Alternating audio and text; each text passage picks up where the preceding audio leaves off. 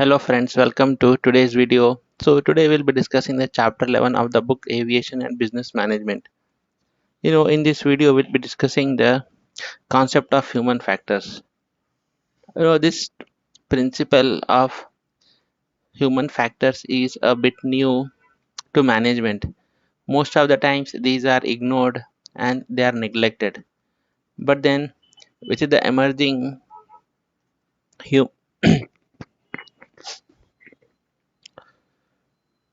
Hello friends, welcome to today's video. So today we'll be discussing the chapter 11 of the book Aviation and Business Management. So in this video we'll be discussing the topic of human factors. Human factors is not such a principle of business management, but then knowing the human factors is important for any organization.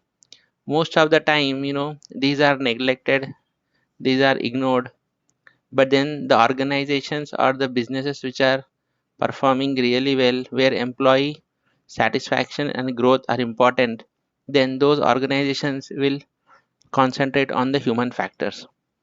So, what exactly are the human factors? Human factors in general is known as ergonomics.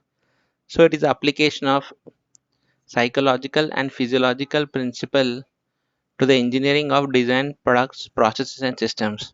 So, how it is related to management is psychological. We all are human beings, so we all our psychological decides our how we perform. When our psychological state is at its best, we perform better, and of course we'll achieve our goals as well as our organizational goals. And then physiological is related to our body, our physical health. So how the application of the physiology and the physiological principles, whenever we are designing something, then we have to take care of these two aspects of human beings, that is psychological and physiological. So this entire study is the ergonomics.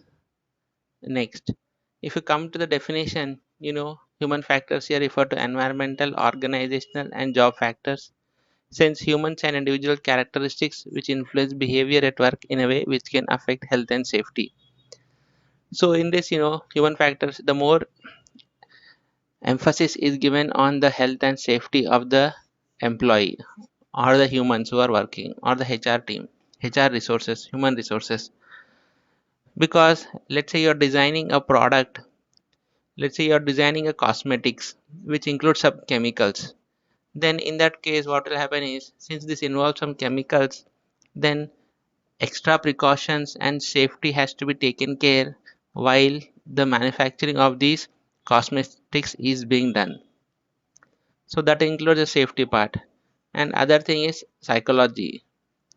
Our human psychology is also affected by the colors that are there in our surroundings or the machines with which we work. So the colors will also affect to some extent. So how the machines are and how the entire workplace is, whether it is suitable and whether it is good for the health and the safety of the humans who are working there, is what human factors is. So what is the goal of the human factors? If any of the health or the safety is compromised, then obviously the errors will increase, because humans are prone to error. The more he is uncomfortable at the workplace, the more errors he will give and less will be the productivity. So that is what human factors is. The goal of the human factors is to reduce human error. This is the key point. Increase the productivity and enhance safety and comfort with a focus on the interaction between the human and the thing of interest. So here the emphasis is given on humans, that they should produce less error so that the productivity is enhanced, the safety should not be compromised, and also the person who is working with the machinery, then he should be also having the interest in that machinery. So that we have to design the systems and processes that are employee friendly, and they are also taken care of the safety. So what exactly is human factors concerned with? So what people are asked to do, so whenever we are talking about the physiological and psychological states, then what people are being asked to do, that is a task and characteristics that will also affect him. So who is doing it, and what are the skills that the human beings need to have, or the person who is working needs to have, and then where are they working, the organization, the type of organization. I gave the example of the cosmetics, all of which are influenced by both national and national events. This anyhow everything will be affected. Next is interrelated aspects. What are the other aspects which are interrelated? Job. The person who is working, his job is affected because of the nature of the task, the workload, the working environment, the design of the displays and controls, as I have said, the physical infrastructure in which he is working with, and the rules of procedures, that is the processes or the SOPs which they have, are they employee friendly and are they taking care of the safety and health of him. That is one thing. Next is the other important aspect is the individual, that is his skills level, his personality, his attitude, and always a risk perception. Whenever we talk of the safety, then there is a risk perception.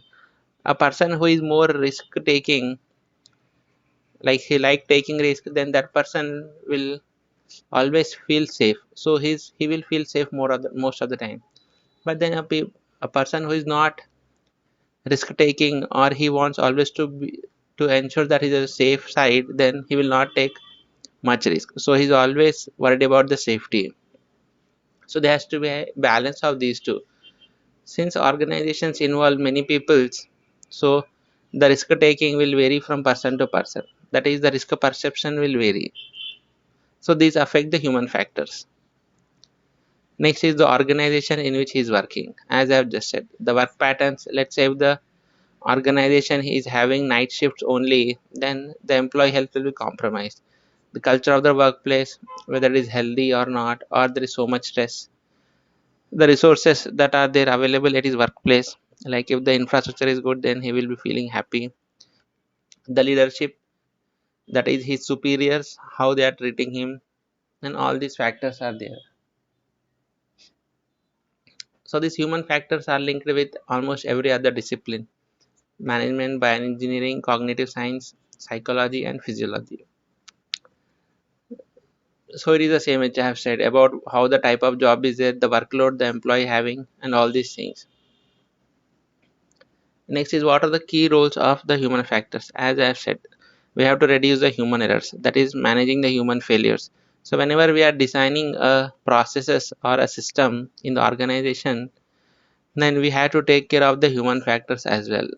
We should not only always look for the profits or look for the maximum. I mean, you should not only always go for maximum profit or maximum production, but rather a concentration on the human factors have to be taken. So only those organizations will grow big. So while designing the human factors, then these are the some of the key topics that needs to be looked at. That is how to manage a human failures. Let's say if one person is not has not come to work, then whether they are able to produce the same level of output. That is one thing. The procedures, whenever they are forming SOPs, then are they really good? Training and competency, staffing, organizational change, safety, critical communications, fatigue and shift work. So all these things needs to be taken care whenever you are designing the job or the job description of a person, which will eventually affect his health and safety.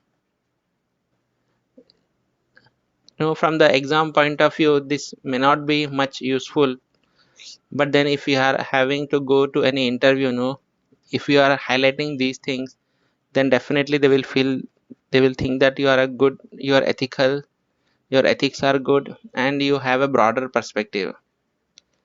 So that was my goal to add this chapter in this book, though not many questions will come, but then knowing these things are important because nowadays trust is increased and many of the workplaces are not user friendly. So if you know that you have to take care of all these things while designing the job description or while trying to build an organization, you can at least have an look at these human factors. If you have liked the video, hit the like button and subscribe to the channel for more amazing videos. Thank you for watching.